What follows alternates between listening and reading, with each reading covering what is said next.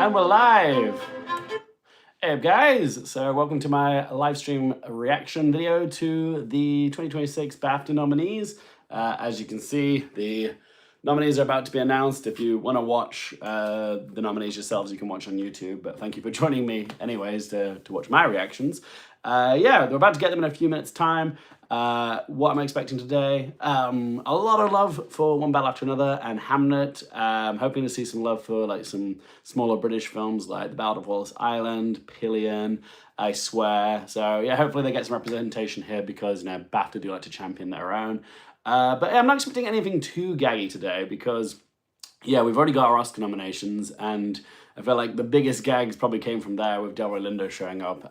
If he shows up at BAFTA, then that would feel a bit of a gag, because I don't think he will show up here, because I said I don't think the BAFTAs are going to embrace Sinners as much as the Academy did. You know, I feel like the Sinners being a story very much rooted in American history, even if it is, you know, a horror film. I feel like, you know, the Academy really went in with that. I don't feel the majority of the BAFTA members will have the same sort of like need to reward it as much. But yeah, I'm still expecting Sinners to do okay. If it could still break the 10 nominations barrier, but it might not as well. Like, it got 14 mentions on the BAFTA shortlist, so we'll see how many of those it gets. Along with Hamnet also got 14. One Battle got 16, and yeah, there's a few others that got like 13. I think Marty Supreme was up there with 13. Bear with me one second. Yeah, Marty Supreme, yeah, got 13. Begonia got 12. Frankenstein got 12. Sentimental Value and Wicked for Good both got 8 apiece. So yeah, thank you again for joining us. I will be doing a Q&A afterwards. So if you have any questions, pop them in the comment section. I'll scroll up later and I'll answer those questions after. And they're chatting now anyway, so just going to check in to see where we are. We are both thrilled to be here today to announce the nominations for the EE BAFTA Film Awards 2026. As the British Academy for Film, Game and Television. Yeah, do let me know in that comment section below as it's happening. What nominations are you happy about? What are you upset about? Like, are there any snubs? Again, I'll talk about all this after the vid's done. But yeah, do let me know in the comment section below your thoughts on the BAFTA nominees this year, and what do you think it means for the Oscars race. 121 films were submitted for consideration, and 82 films made the BAFTA longlist. Today, we have the privilege of announcing which films and performers will progress to the final round of voting. These are the very best films of 2025. Ooh, there you go. BAFTA is also an arts charity with a mission to open up access to the screen art so that more talented people have the opportunity to share their stories with the world. BAFTA does this by connecting and supporting people at different stages of their careers. None of this will be possible without the very generosity of BAFTA's partners and donors, whose support genuinely changes lives. EE has supported the BAFTA Film Awards for an incredible 29 years and continues to champion new talent with the EE Rising Star Award, which is the only award decided by the public. It was an honour to receive. She's like a proud sister, isn't she? Last year, and Amy, you are a former nominee too. So listen, let's take a moment to congratulate this year's EE Rising Star. They got very cute chemistry. They are Robert Aramayo, Miles Caton, Chase Infinity, Archie Midekwe, and Posey Sterling. Yeah. The winner of the EE Rising Star Award. My early prediction for that one is Robert Aramayo, just because of the success of I Swear. But yeah, usually it does go to someone British. So as much as it'd be nice to see Miles Caton or Chase Infinity win there, especially with the fact that Chase Infinity was snubbed at the Oscars, maybe we could. I still think it's going to go, to Robert, or maybe the chap from Saltburn. I forget his name though. Without further ado, here we go. There we go. Woo! The nominees for Outstanding Debut by a British Writer, Director or Producer Harry are Lighton, Harris Dickinson, Jack King, Holly Bryan, Lucy Meir for The Ceremony. I think I got that one. Akinola Davies Jr. and Wale Davies for My Father's Shadow. Yep. Harry Lighton for Pillion. Pillion, baby. Pillion's on the board. Myrid Carton for A Want in Her. Mm-hmm. And Cal McMahon, Oh, Hunter wow. Andrews, and Owen Doran for Waste Man. First snub of the day. Harris Dickinson didn't make it. A lot of people's number one was Urchin. So, The nominees so Pillion's got that in the bag now. Are Screenplay. Adapted screenplay. The Palace of Wallace Island. Yes! Oh! By Tom Baston. Oh, surprise! Begonia, a screenplay by Will Tracy. Oh my god, we got Ballad of Wallace Island. Hamlet, screenplay by Chloe Zhao, Maggie O'Farrell. Okay. One Battle After Another. written by Paul Very Thomas nice. Anderson. And Pillion, written by Harry. And Pillion! Oh my god! That's fantastic! The nominees for original screenplay. The two films that are on the edges got in. Original screenplay, sorry. I Swear. Yep. By Kirk Jones. Cool, sweet. Marty Supreme. Yep. Written by Ronald Bronstein and Josh Safdie. Come on, sinners. The Secret Agent. Yep. Written by Kleber Mondonça Filho. Ooh. Sentimental Value. Nice. Written by Eskil Vogt and Joachim Trier. Come on, sinners. Sinners, And sinners, sinners. Sinners. Phew! Written by Ryan Coogler. Good, good, good. Oh, but yeah, I swear. Great representation of British Nominees films for Children's and Family in the Film screenplay category. are Children's and family films. Arco, Cool. Boong, Boong. Lilo and Stitch, and Zootropolis 2. Okay, cool. I wish I cared more. The Sorry. nominees for film not in the English language are Okay, how many neon films we got? It Was Just an Accident. Okay, that's 1, The Secret Agent. 2, Sentimental Value. 3, Sirat. 4, and the 5th. No. And The Voice of 5. Indrajit. So that's the same as the Oscars, that category. It's a solid 5. The nominees for Costume Design Costume design. Here we go. Frankenstein. Frankenstein, Woo! Hamlet, Yep. Mighty Supreme, Mm-hmm. Good, good. Sinners, Yep. and Wicked for Good. I wonder why they didn't say... Oh, Wicked did get an nom. Good for Paul Taswell. He's shown up somewhere. That's The good. nominees for special visual effects. Don't know why they didn't announce are the costume designer names. Avatar, Fire and Ash, The rest are just here for, you know... F1, F1. Cool. Frankenstein, Cool. Maybe Wicked for Good gets in here How too. to Train Your Dragon, Oh, okay. The Cool. Lost Bus, Ah, okay. I got 4 out of 5 there. I got The Lost Bus. How to Train Your Dragon was The a nominees surprise. for Supporting Actress are Supporting actress. Oh, I'm nervous for this one. Here we go. 6. Odessa Zion, Yep. Woo! Supreme, There we go. Called it. Ingob's Lilas, Love. Sentimental Sweet, Value, sweet, sweet. Umi Masaka, Yeah. Sinners, Perfect, perfect. Kerry Mulligan, Oh, I was right about Kerry Mulligan. Yes. Lana Taylor, Oh. Battle After Another, Yep. and Emily Watson. Oh my god, I got 6 out of 6. I cannot believe that. I took a gamble on Kerry Mulligan and it actually paid off. Nominees for supporting actor are Supporting actor. Here we go. Benicio del Toro, Good. One Battle After Another, Oh, we're going to get Harry Jake Melling. Elordi, Frankenstein, Come on, Harry. No. Stellan Paul Skarsgård. Mescal, Hamnet, Cool. Paul Mescal's in. Peter Mullen, I Oh my Swear, god, Peter Mullen got in. Whoa. Sean Penn, One Battle After Another, So just one Skarsgård. and Stellan Skarsgård. Okay. Sentimental Value. Dang. We didn't get the Battle of the Skarsgårds and supporting actor. That's a The shame. nominees But Peter Mullen got in. That was a nice surprise. are Leading actress. Okay. Jessie Buckley. Jessie Buckley, Rose Byrne. Rose Byrne, Yep. Never Had Legs, Had Good Feet, for her. Yes. She's shown up everywhere. Kate Hudson, Song, Oh, what? Oh my god, they predicted the Oscars. Chase Infinity, Jason Minnie's in there. Cool, cool. At least she's in. Renata Reinsver, Yep. Sentimental Value, And last one, Emma Stone. Emma Stone, Cool. Begonia. So it's the Oscars plus Chase Infinity, that The one. nominees Okay. for leading actor are Lead actor. Here we go. Robert Aramayo, I Swear, Yes. Timothy Chalamet, Marty Supreme, Beautiful.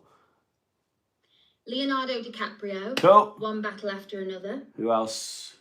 Ethan Hawke, Good. Blue Moon, Michael B. Jordan. Michael B. Jordan, Yes. Sinners, And last but not least. and Jesse Plemons. Okay. Jesse Plemons, good for him. Yes. I was hoping for Harry Melling. The nominees for Director are Director. Are we going to get 2 women or just 1? Yorgos Lanthimos, Yeah, okay. I predicted Yorgos. Lovely. Chloe Zhao, Hamlet, Cool. Josh Safdie, Mighty Supreme, Mm-hmm. Paul Thomas Anderson, One Battle After Another, Lovely. Cool. Joachim Trier, Sentimental Value. And the fifth one is... Ryan Coogler, Sinners. Okay, so it's the 5 male selections and Chloe Zhao. The nominees for Outstanding British Film are... British film, here we go. 10 of these. 28 Years Later. Yep. The Ballad of Wallace Island. Yep. Bridget Jones, Mad About the Boy. Yep. Die, My Love. Yep. H is for Hawk. Okay, I didn't get that one. All right. Sorry, the LFF. Hamnet. Hamlet's lovely. Yep. I Swear. I swear. What's going to miss then? Mr. Burton. Ooh, I didn't predict that. Pillion. Pillion. The Roses? Steve. Steve. Oh, Steve then. Got him. The nominees. The Roses missed. I knew that. So, yeah. are Best film. Here we go. Hamnet. Yep. Mighty Supreme. Yep. One One battle. Battle After Another. Lovely. Sentimental Value. Value and Sinners. And Sinners. Cool. Okay, those are the top 5 we're expecting. Today's full list of nominations for all 25 categories are now live on BAFTA's website, BAFTA. including animated film, casting, cinematography, documentary, editing, makeup and hair, original score, production design, sound. All right, my lovelies. So that's the ones they're announcing on the thing. Let me just get to the BAFTA page, and I'll tell you who's also nominated here. All right, BAFTA.org, nominees. Give me 2 seconds. Come on, where are you hiding? BAFTA Program Membership Awards. BAFTA Scotland. Come on. BAFTA nominations 2026. Full list.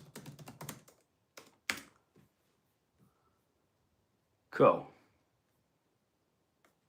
All right, let's have a look.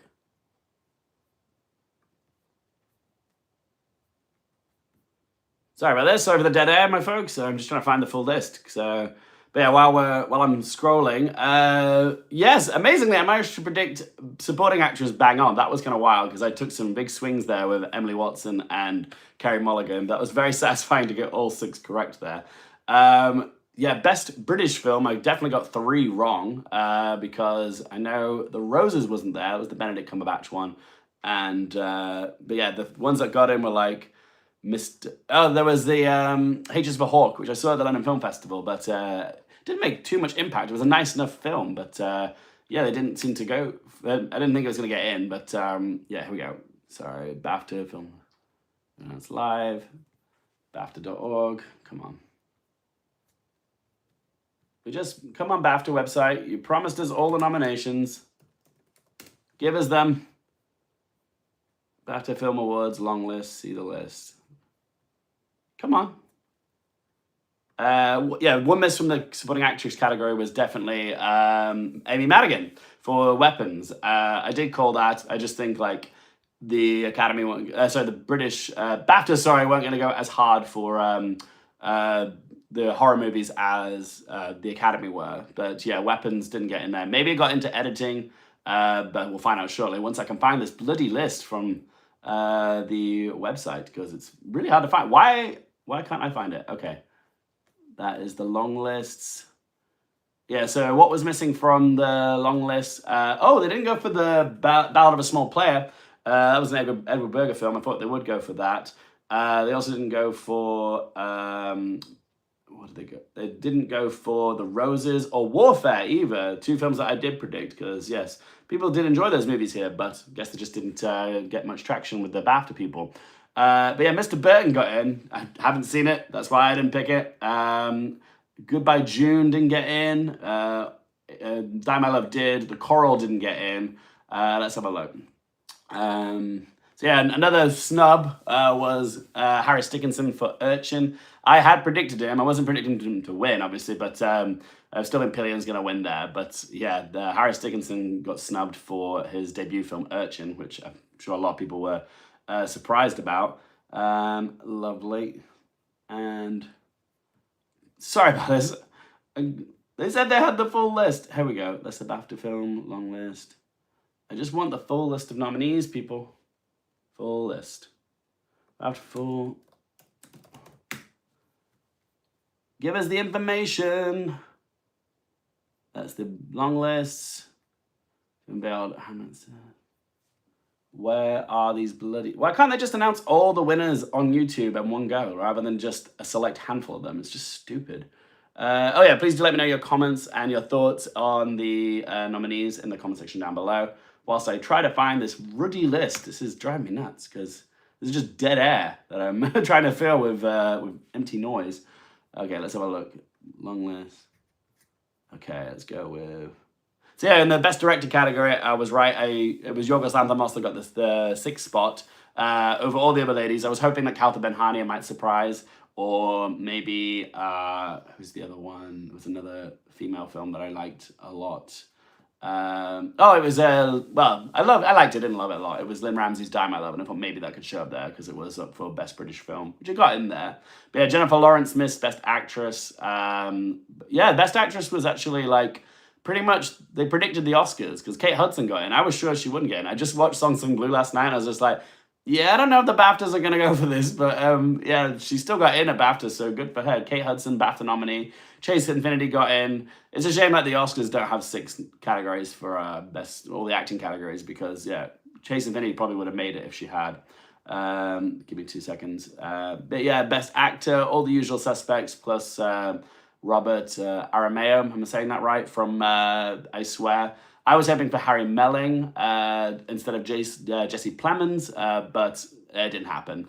But Pillion still got into Best British Debut, which was something, and Best British Film as well.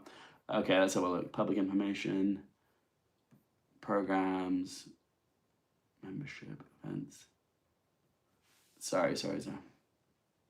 All right, come on, Lukey. Best film. Animated film. I love that they announced the like children's and family film category, but not the animated film as well, which is weird. Sorry. Screenplay.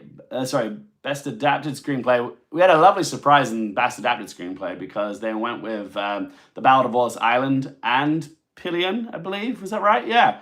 2 fantastic like British screenplays. Glad they both showed up there. I didn't think they would. I thought they'd just go with what the Oscars were going for because they didn't nominate Train Dreams or Frankenstein. They did their own thing. But Hamlet still got in. One Battle After Another got in. Begonia also got in as well. Yeah. I was hoping to see Tessa Thompson show up for Hedda. Also, apologies. I thought Tessa Thompson was British, folks. I found out yesterday, no, she's not. She's just very convincing in a British accent, and I've long been thinking she's British, but she's actually American. I learned that last night. I was like, what? So yeah, she's a phenomenal actress, but she didn't get in for Hedda. Lead actor, we've got Robert Aramayo, Timothée Chalamet, Leonardo DiCaprio, Ethan Hawke showing up for Blue Moon, Jesse Plemons, and Michael B. Jordan. So yeah, the nice addition there was Robert Aramayo, so good for him. Supporting actress, we had Odessa Azion, Inga Ivzala-Lilias, Wumi Masaku, Carey Mulligan, Tayana Taylor, and Emily Watson. So yeah, I managed to predict. That's the one I'm most proud of because that's the one where I took some big swings with Odessa Azion, Carey Mulligan, and Emily Watson all getting in, and managed to get all that correct. So that's the category I'm most proud of for predicting this year. Supporting actor, Benicio del Toro, Jacob Elordi, Paul Mescal, let's have a look, Stellan Skarsgård, Sean Penn, and Peter Mullen for I Swear was definitely the surprise there. That was a nice surprise. I definitely didn't think he was going to get in, but that's cool. Delroy Lindo didn't show up, Adam Sandler didn't show up, Andrew Scott didn't show up. I thought it was going to be a battle between Andrew Scott and Stellan Skarsgård for the last spot, but neither of them got in, so ended up going to Paul Mullen. I guess the Brits just really, really love that film. Cool. Let's see. Do we have the full list now? Come on. Full list. Come on, baby. Here we go. All right, finally, it's on the bloody BBC website. Thank you, guys. Okay, so let me go through all the other categories that we haven't had yet. So, we had film not in the English language. All 5 were there that we expected. Okay, so documentary. 2,000 Meters to Andrivica, Apocalypse in the Tropics, Cover Up, Mr. Nobody Against Putin, The Perfect Neighbor. Okay, The Ocean with David Attenborough wasn't there. I was hoping they would go for that, but no. Animated films. So the 3 we got were Elio, Little Amelie, and Zootropolis 2. I think I got all 3 there correct. I don't know why there's only 3 this year instead of 4, but yeah, they can do what they like. Original score. Okay, here we go. Begonia. Okay. Frankenstein, Hamnet, One Battle After Another, and Sinners. Mighty Supreme still didn't get in, but yeah, Jessica and Pendrix did. That's the exact same 5 that we got at the Oscars. Casting, this is the one I usually struggle on the most, but oh my God, they've leaned more towards the Best Picture nominees this year. So we've got, for casting, we have I Swear, Mighty Supreme, One Battle After Another, Sentimental Value, and Sinners. I definitely got I Swear right, Mighty Supreme, and Sinners correct. I think I was predicting Pillion and something else. But yeah, I got 3 out of 5, which is actually probably my best year predicting, to be fair, because usually I really struggle in casting. But yeah, this year they've definitely leaned more towards the Best Picture nominees. Usually they go a bit more rogue in that category. Cinematography, we've got Frankenstein, Mighty Supreme, One Battle After Another, Sinners, and Train Dreams. That is a solid lineup. I'm very happy with that. So glad that Train Dreams is in there. Is anyone missing that I'm really... Robbie Ryan didn't get in for Begonia, but that's not really a surprise. But yeah, they do love him there. And no, I'm pretty happy with that. That's great. Costume design, Frankenstein, Hamnet, Mighty Supreme, Sinners, and Wicked for Good. So yeah, Paul Tazwell managed to get in for Wicked, which is nice. I thought they might just do what the Academy did and not give Wicked any nominations, but BAFTA at least given it something. Editing. So we have F1. A House of Dynamite showed up in here. That's a surprise. Mighty Supreme, One Battle After Another, and Sinners. What's missing there? Hamnet missed. But I guess, yeah, BAFTA went more flashy this year. So they went with House of Dynamite, which is a bit more in your face than the Hamnet editing was, or Sentimental Value. Production design, we've got Frankenstein, Hamnet, Mighty Supreme, One Battle After Another, and Sinners. Yeah, I think that's the 5 that I predicted. Oh no, I think I went with Begonia instead of One Battle After Another. But yeah, all the usual suspects are there. So, and I think Frankenstein will probably win that anyways. Makeup and hair. Okay, this will be a little different from the Oscars because Oscars voted for Kukuo and The Ugly Stepsister, which weren't on the shortlist here at BAFTA, but we've got Frankenstein, Hamnet, Mighty Supreme, Sinners, and Wicked for Good. Oh, what's interesting that got missed off, the Smashing Machine's not here. That's funny. But we did hair and makeup. They went with Hamnet. I guess the hair in it's good. And I guess there's that white stuff on Paul Mescal's face. White stuff on Paul Mescal's face. What am I saying? God. Oh, God, sorry. I'm verbalizing my dreams. But yeah, there's hair and makeup nom for Hamnet. And then also Wicked for Good, I guess, because of the... well, not just Alphabet, but the Tin Man and the Scarecrow makeup. So I think I got 4 out of 5 right there because I did predict Smashing Machine. But yeah, Hamnet did show up, which is a surprise.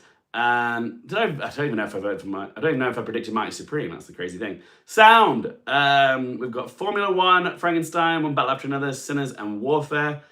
Yeah, I think those are the 5 that I went for. Special visual effects. We've got Avatar, Fire and Ash, Formula One, Frankenstein. How to Train Your Dragon was a surprise. That was like last on the list for me. I can't remember what I put in instead, but I did have The Lost Bus. Yeah, and then we've got British short film, Majid Zafar, Nostalgie, Terrence, This Is Endometriosis, and Welcome Home Freckles. British short animation, Cardboard, Solstice, Two Black Boys in Paradise. Oh, and here we go. We've got the tallies here. So as predicted, One Battle After Another got the most nominations with 14. Sinners got 13, which is still very good takings. Hamnet got 11. Mighty Supreme got 11. Frankenstein got 8. And Sentimental Value got 8. And yeah, our best film lineup for BAFTA is the 5 that are strongest at the Oscars as well, which is Hamnet, Mighty Supreme, One Battle After Another, and Sentimental Value. And Sinners, sorry. So yeah, no, BAFTAs, I'm pretty chuffed with that. I've made some fun calls. Yeah, with Outstanding British Film, we did miss The Roses, which was a bit weird. I did think that was going to show up there, but it didn't. I loved The Roses. But Steve got in, Mr. Burton got in, and Haters of a Hawk got in. I got all 3 of those wrong.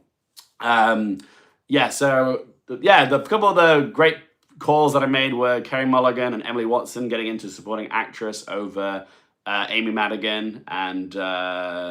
Jennifer Lawrence as lead actress. There was another one, but I forget who it was. Gwyneth Paltrow. So yes, I'm pretty happy with that. I got all 6 rounds supporting actress. Yeah, director I nailed, sadly. It was just 1 female nominee this year when we could have had Kawtha Ben-Hania, but Sadly, they went with Yorgos Lanthimos. Even though I love Begonia, it would have been nice to see a second woman in there along with Chloe Zhao, but they just went 5 men and 1 lady there.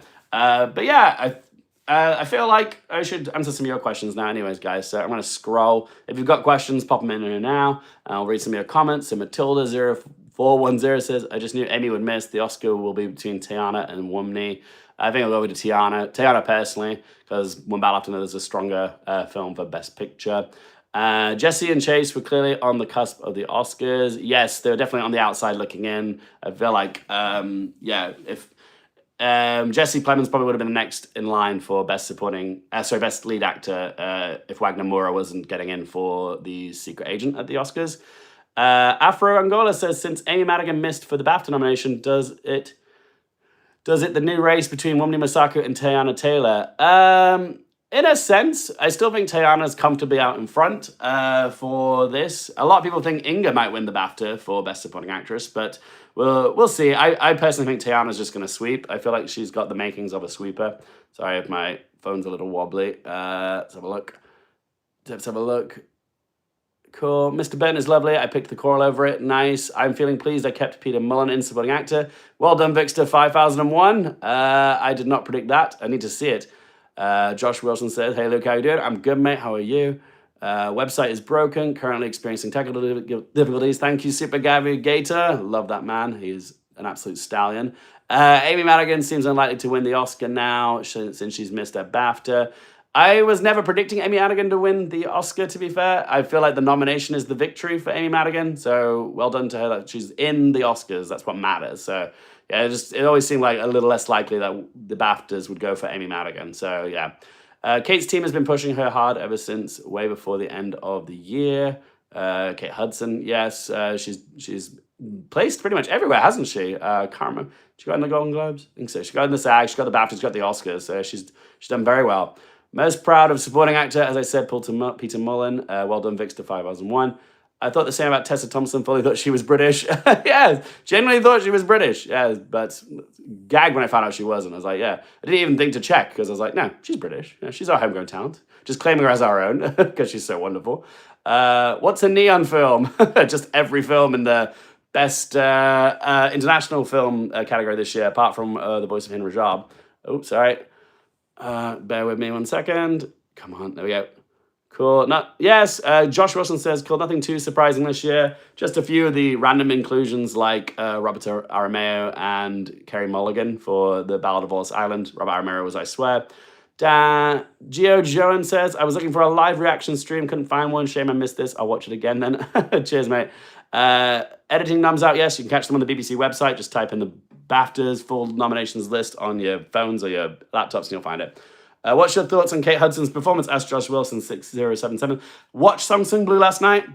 I thought it was fine, honestly. Like I'm not going to do a review on it because I don't have a whole lot to say about it. I thought it was very conventional. I thought it was cliched. I thought it was teetering on saccharine. I didn't dislike it.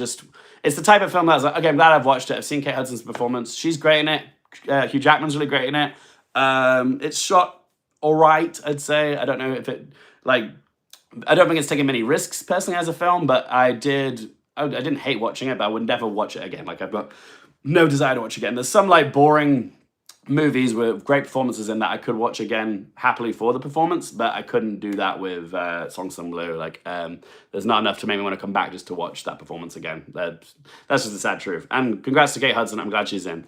Vixter 5001 says, I'm still gutted for the shout of No Other Choice. Why don't they like Park Chan-wook anymore? Yeah, it's real sad. Like he's making such amazing work, very unique work, and it's just a shame that people aren't celebrating it. Like the cinephiles seem to be, but the industry doesn't. So I don't know. I read an interesting theory that the reason No Other Choice just hasn't taken off this year is because a lot of people found it too similar to Parasite. And if you compare anything to Parasite, put it in the shadow of a groundbreaking film like Parasite, especially one that only came out 5 years ago, that film, or 6 years ago now.